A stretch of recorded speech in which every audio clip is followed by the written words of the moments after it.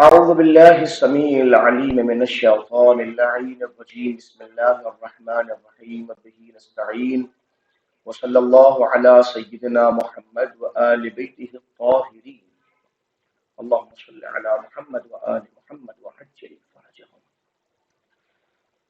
قال إمام العلي عليه الصلاة وأزكى السلام: ألا لا يستحين من لا يعلم أن يتعلم فإن قیمت کل امرئ ما يعلم. مولانا متقیان حضرت علی ابن ابی طالب علیہ السلام کا ارشاد گرامی ہے کہ آپ فرماتے ہیں کہ خبردار، آگاہ رہو کہ جو انسان جس چیز کا علم نہیں رکھتا اس کو سیکھنے میں، اس کو سمجھنے میں، اس کو دوسروں سے حاصل کرنے میں کبھی بھی حیا نہ کرے. تعلم میں کوئی حیا نہیں ہے، سیکھنے میں کوئی حیا نہیں ہے. انسان اگر کوئی علم کسی سے حاصل کرنا چاہتا ہے تو اس کو فوراً حاصل کرے، اس میں کوئی حیا نہ کرے. کیوں؟ فرماتے ہیں فَإِنَّ قِيمَةَ كُلِّ امْرِئٍ مَا يَعْلَمُ، اس لیے کہ ہر انسان کی قیمت اس کے علم کی بنیاد پر ہوتی ہے. جیسا انسان عالم ہوتا ہے ویسی اس کی قدر و منزلت بھی ہوتی ہے، جیسے انسان عالم نہیں ہوتا ویسے اس کی قدر و منزلت بھی نہیں ہوتی. اللہ سبحانہ و تبارک و تعالی ہمیں مولائے متقیان کے اس عمل پر چلنے کی توفیق مرحمت فرمائے، اور ہر اس شے کو جس کو ہم نہیں جانتے اگر کہیں جاننے کا اور سمجھنے کا موقع میسر ہو رہا ہے تو ہمیں حیا نہ کرتے ہوئے اس کو مسلسل سمجھنے کی توفیق مرحمت فرمائے. آئیے، کتاب آپ کی اسکرین کے اوپر موجود ہے، ملاحظہ فرمائیے. فصل اول ہماری گزر چکی ہے اور ہم نے آپ حضرات کی خدمت اقدس میں اس فصل اول میں کچھ اہم امور کو آپ کی خدمت اقدس میں پیش کیا. اگر آپ دقت فرمائیں گے تو فصل اول کا تعلق ادلہ لزوم البعثہ، بعثت کے لازم ہونے کی دلیلیں، اس سے متعلق تھا. کیونکہ ظاہر سی بات ہے اگر کسی ایک فرد سے آپ نبوت کے لازم ہونے کو ثابت کریں کہ نبوت لازم ہے، ضروری ہے، نبی کا ہونا ضروری ہے، تو اس ہونے کے اوپر آپ کو کچھ دلیلیں درکار ہوں گی، آپ پیش فرمائیں گے. اب دلیلیں وہ ایسی، آپ دیکھیں آپ جتنے بھی دلیلیں ہم نے پیش کی ہیں ان تمام کی تمام دلیلوں کا تعلق عقلی طور کے اوپر ہے. یعنی کہ چونکہ اگر فرض کیجئے کوئی انسان جو غیر مسلم ہے اصلاً، تو وہ آپ کی بات کیوں تسلیم کرے گا اگر آپ اس کو قرآن اور احادیث پیغمبر سے استدلال کریں گے؟ وہ صاف صاف کہے گا جب میں آپ کے قرآن کو نہیں مانتا تو قرآن کی کیوں مانوں. لہذا جتنی دلیلیں پیش کی گئیں وہ تمام تمام عقلی دلیلیں تھیں، ہم نے آپ کی خدمت میں پیش کی. آج ہوئے الفصل الثانی، دوسری فصل، ادلہ منکری بعثۃ الانبیاء. یہ کہ منکرین ہے، منکرین کی دلیلیں، ادلہ منکرین. لیکن کون سے منکرین؟ اب اس کی اضافت دی گئی بعثۃ الانبیاء کی طرف، اور اضافت کے اندر جو ہے نون تثنیہ اور نون جمع گر جایا کرتا ہے. تو ادلہ منکری بعثۃ الانبیاء، بعثت انبیاء کے منکر کی دلیلیں. الدلیل الاول، پہلی دلیل، کس کی دلیل؟ جو منکرین بعثت انبیاء ہیں ان کی دلیلیں. آپ نے پیش کر دیا اپنی باتوں کو کہ نبی کا ہونا ضروری ہے. اب کچھ لوگ وہ بھی تو ہے جو کہہ رہے ہیں کہ نبی کا ہونا ضروری نہیں ہے، وہ کہہ رہے ہیں اصلاً ضرورت نہیں ہے. ہاں ہیلو جی امی السلام علیکم. ہاں اللہ کا شکر، میں پڑھا رہا ہوں، پڑھا کے فون کرتا ہوں، پڑھا رہا ہوں، پڑھا کے فون کرتا ہوں. جی جی جی اوکے، میں فون کرتا ہوں، بعد میں پڑھا کے فون کرتا ہوں.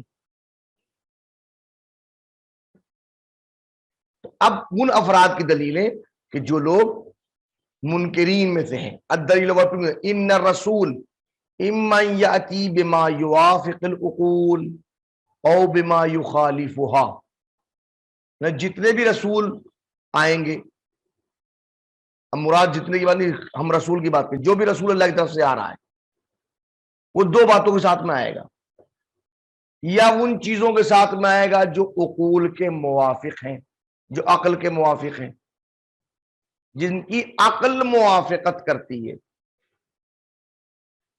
عقل کہتی ہے ایک معبود کے سامنے سر جھکاؤ، رسول نے بھی آگے کہا ایک معبود کے سامنے سر جھکاؤ، تو رسول کی بات عقل کی بات کی موافقت کر رہی ہے، جس کی عقل موافقت کر رہی ہے اس کی رسول کی بات موافقت کر رہی ہے، ایک بات۔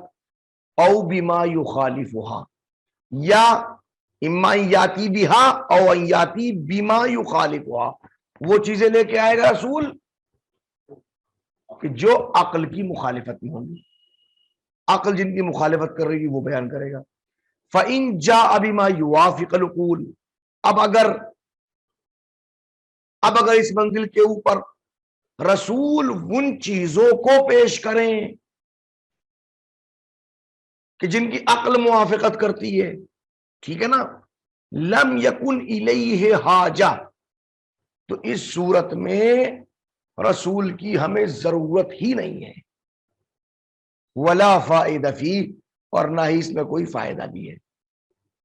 سامنے کی بات ہے بھائی، جو چیز عقل بتا رہی ہے وہ ہی رسول بتا رہا ہے، تو رسول نے کہ نیا کیا بتایا، ہمیں رسول کی ضرورت ہے ہی نہیں، کوئی فائدہ ہی نہیں ہے، تحصیل حاصل ہے، تحصیل حاصل عقلاً قبیح ہے، عقلاً درست نہیں ہے۔ وَإِن جَاءَ بِمَا يُخَالِفُ الْعُقُولَ، اب دوسرا سوال، اگر رسول ان چیزوں کو پیش کر رہا ہے کہ جو عقل کی مخالفت میں آتی ہیں، وجب رد قولہ، تو واجب ہے کہ اس کے قول کو رد کیا جائے، جو بھی وہ کہہ رہا ہے واجب ہے ہم پہ، ضروری ہے کہ اس کے قول کو رد کریں، کہ تو خلاف عقل بات کیوں کہہ رہا ہے ہم سے، ہم تجھے قبول نہیں کریں گے، اللہ نے ہمیں زندگی گزارنے کے لیے عقل جیسی نعمت عطا فرمائی ہے، لہذا اس بنیاد پر ہم تمہاری کسی بات کو قبول نہیں کریں گے، اس لیے کہ تم خلاف عقل بات کر رہے ہو۔ وہ بھی عبارت اخری، دوسری عبارت سے، یعنی دوسرے طریقے سے ہم اس بات کو کہنا چاہیں گے، ان الذی یاتی بہ الرسول، بے شک جن چیزوں کو رسول پیش کر رہے ہیں، لا یخلو من احد امرین، وہ دو میں سے ایک چیز سے خالی نہیں ہوگا، اما یکون معقولا، یا تو معقول ہوگا، وہ اما نہ یکون معقولا، یا وہ معقول نہیں ہوگا، فإن کان معقولا، اگر وہ معقول ہے، فقد کفانا العقل التام بادراکہ، تو پھر ہماری عقل مکمل طور پہ اس کا ادراک کرنے کے لیے کافی ہے، والوصول الیہ، اس تک پہنچنے کے لیے عقل کافی ہے، فأی حاجہ لنا الی الرسول، تب ہمیں رسول کی ضرورت ہی کیا ہے، وإن لم یکن معقولا، اور اگر وہ معقول نہیں ہے، فلا یکون مقبولا، تو اگر وہ معقول نہیں تو مقبول بھی نہیں ہے، اذ قبول ما لیس بمعقول، اس لیے کہ جو چیز معقول نہیں ہے اس کو قبول کرنا خروج عن حد الانسانیہ، حد انسانیت سے خارجے کا سبب بنتا ہے، وہ دخول فی حریم البہیمیہ، اور داخل کرتا ہے ہمیں حریم بہیمیت میں، کیا مطلب، یعنی کہ جانوروں کے حرم میں شامل کرنے کا سبب بن جاتا ہے، لیکن اللہ نے ہمیں عقل دی ہے، ہم عقل کے مطابق چلیں گے، عقل کے خلاف نہیں جائیں گے۔ والجواب، ابھی انہوں نے ان کا سوال بھی پیش کیا اور جواب دے رہے ہیں، ان حسر ما یاتی بہ الرسول موافق عقول مخالفہا، اب یہ بات کہنا، حسرن کہنا کہ رسول دو ہی چیزیں لے کے آ سکتا ہے، یا موافق عقول یا مخالف عقول، اب یہ حسرن کہنا، حسر غیر حاصر، یہ ایسا حسر ہے جو در حقیقت حاصر ہی نہیں ہے، فَإِنَّهَا هُنَا شِقًّا ثَالِثًا، لیکن یہاں ایک تیسری شق اور بھی ہے، کیا ہے، وَهُوَ إِتْيَانُهُمْ بِمَا لَا يَصِلُ إِلَيْهِ الْعَقْلُ، کہ وہ چیزیں لے کے آئے جہاں تک عقل پہنچ ہی نہیں سکتی،